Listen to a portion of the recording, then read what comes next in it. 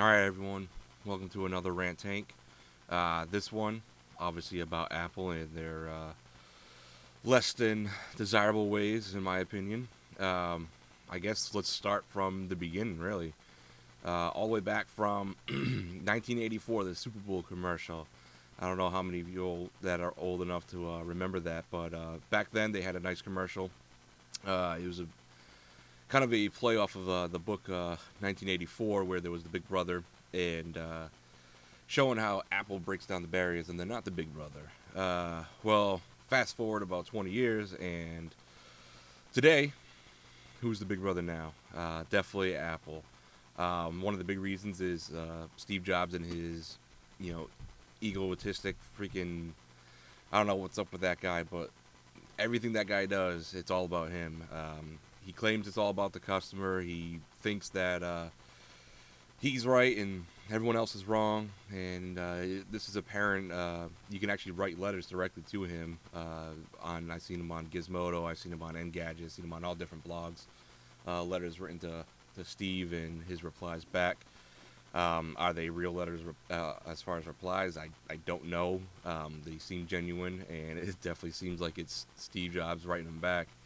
But one of the things about Apple I just can't stand is the fact that they claim to be all about the customer.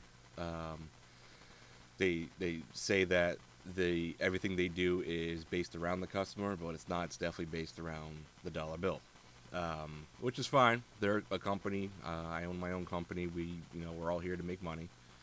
But the way they make money is one of the most deceiving practices that they show. Essentially, they show angel on the surface and devil deep inside. And people eat this shit up. I don't know why. Everyone loves Apple. Is one thing I just can't understand is why people always claim that Apples are better than PCs. I never got this. I went to college for graphic design, and I've used Apples my whole life. But I am wholeheartedly PC. I cannot, I can never have solely just Apple products. It's impossible for me. And even still, I only have one Apple product, and that's just because there's only one of those things out in the market right now, and that's the iPad. I know you can probably call me a hypocrite, but I do have actual need for the iPad, and right now there's nothing on the market that could actually supply that for me. But anyway, let's go back to Apple. One thing I can't stand is everyone always says, PC's for business and Apple's for creativity, which is the complete opposite. One thing with Apple is they don't give you the correct tools to be creative. They give you the tools they want you to use. Some of the main tools that they give you, you can also get in a PC. It's just one of those things that every computer has nowadays. Everyone always talks about Apple's, I think it's called iLife, where it comes with the movie maker, the photo albums, it comes with the iTunes and all that. I don't know what else comes with that shit, but everyone always claims that that's the best software out there, and it's awesome, and it was only like $100. I think it's free now, but it was $100 at one point, and everyone said it was such a great deal because you get 5 programs for realistically the price of one, which is just stupid because Windows has these programs, and if you look at any Apple or any Mac product, there are other people that have these same exact products out there. It's just no one is aware of them. Apple's marketing team is insanely good, and they know what they're doing, and they know what the market they're going after. But the fact that you can get probably more and better stuff on the PC for half the cost, if not for free, and I'm not talking about pirated, I'm talking about either open source, or I'm talking about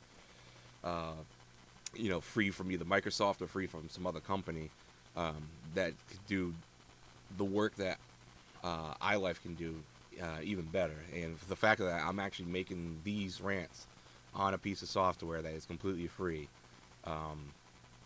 and with these, I'm having no issues actually making any products, making these rants, making these videos. I've never had any issues with them, and it's all free. I haven't paid a cent for this stuff.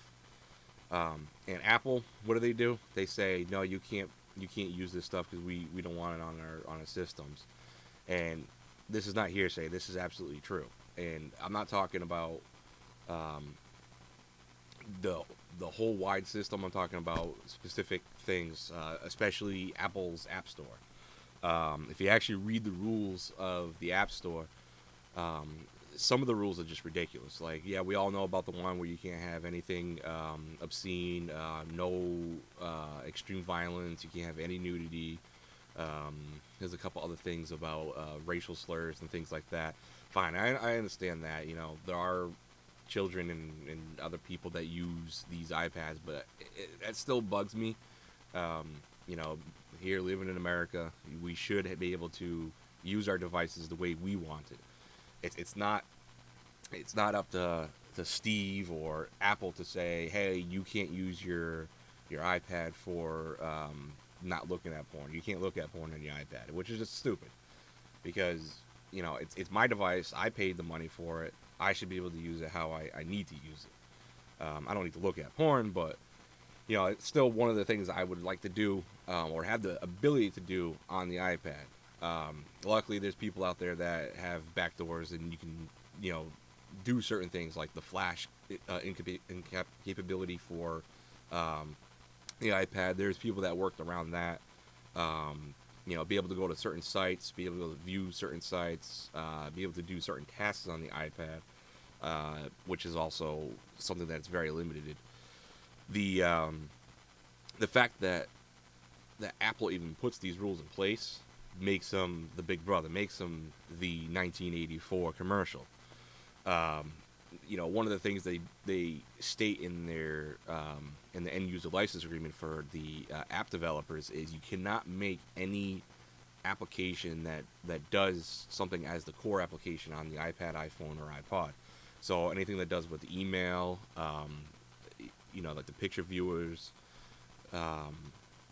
things along the lines that Apple has already created. The map thing was true at one point. I guess they now allowed it, but it actually took them, I think, about 3-4 years to actually allow that now.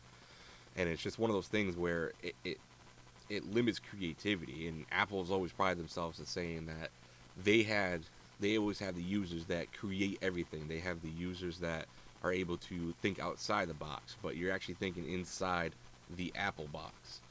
And it's just one of those things that drives me nuts. And, you know, Apple, you know, it's a good company. They make shit tons of money. They're probably one of the only companies out there that actually have a 40% markup on their products. You know, if you look at computers nowadays, you know, you look at like HP, Dell's, Lenovo's, Gateways. You know, they have, and this is probably true in most cases, the actual cost to make the computer is generally around the cost to sell the computer. So if a computer costs $500 to the consumer, it's generally right around $500 to make the computer. And that's all the licenses and the fees and, you know, for software and things like that, as well as the hardware too. But there's hardly any markup whatsoever. Generally, these companies make money off of the you know, the little trial software that's installed on your computer when you first get your computer. Those companies pay the, you know, a little bit to the manufacturers to put them on there. But Apple has you know, a 40% markup, and if you don't believe me, you can actually look online of how much some of these the cost of the hardware is versus the cost of the actual computer. And, you know, this is absolutely true for the iPad. The iPad actually costs right around $280 to actually manufacture, and they sell the baseline one for about $500. So that is about a 40% markup. And it's not just in these devices. You know, if you actually look at an iMac, you take an iMac and you take a similar Dell or an HP, and you actually price out just the specs on specs alone, the Apple's about $600 more. And, you know, a lot of people say, oh, well, it's because the operating system's better and, you know, the hardware's better. It's not true. The hardware is essentially Foxconn. Foxconn makes pretty much every motherboard out there. They actually make Dell motherboards for the most part, because if you have an Intel processor, you probably have a Foxconn motherboard. And it's just one of those things where they all come from the same manufacturer. So the parts have nothing to do with it. It's just Apple and what I like to call the Apple tax. You pay for the Apple operating system, so essentially you're paying $600 for an operating system. And it's one of those things, again, people complain, oh, Microsoft this, Microsoft that. You know, I don't want to pay, you know, $200 for another version of Windows. Well, guess what? You're going to be paying $600 for your version of OS 10, and it's just, you know, it's one of those things where Apple can get away with it because people just they're not aware of this stuff. And then, you know, the things that Apple do with some of their devices, like when I got my iPad, I was excited. You know, it was something I could use in my hands. You know, it stays on all the time. It's a great product. You know, I love it. I use it every day. I'm actually using it right now, so I can see all my notes right here.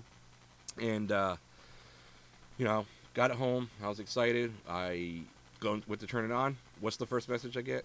You must connect this to iTunes. Not you have to connect this to iTunes to set it up. You must connect to iTunes. So I'm like, all right, whatever. I avoided iTunes for years and years and years. I don't know when it came out, 2003 or something like that, but I avoided using that software for the longest time. Now I'm forced to use it. So, all right, whatever. I can use it for set up my iPad and never use it again. So, you know, connect my iPad up to my computer and start setting it up. So I go through a couple prompts, you know, fill in my name, fill in my address, and all this shit is required too. I don't know why it's required. I don't know why Apple needs to know my name and my address and all this other shit for owning their products.